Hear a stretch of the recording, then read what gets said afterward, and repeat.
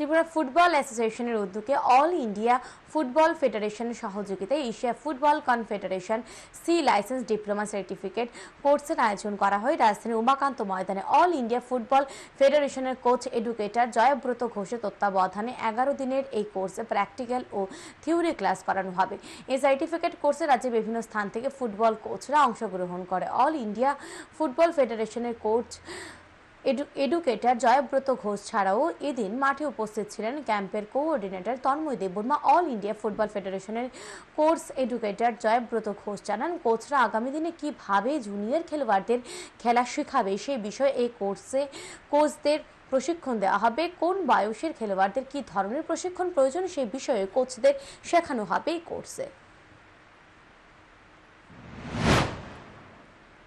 আমরা কিন্তু এখনই জাস্ট প্রথম দিন যা দেখলাম তাতে প্রত্যেকেরই মুভমেন্ট ভালো, উইথ বলের সাথে টাচ আছে অনেকের। আমাদের চাইছি আমরা যে কোচেরাও যাতে অনেকটাই ফিট থাকে, কারণ কোচেরা যদি ফিট না থাকে তাহলে মাঠে গিয়ে ডেমনস্ট্রেশন করতে অনেক সময় অসুবিধা হয়। সেই জন্য কিছু কিছু জিনিস আমাদের আছে যেগুলো আমরা কোচদেরকে এই কদিনের মধ্যে অনেকটা ওয়াকিবহাল করে দেব।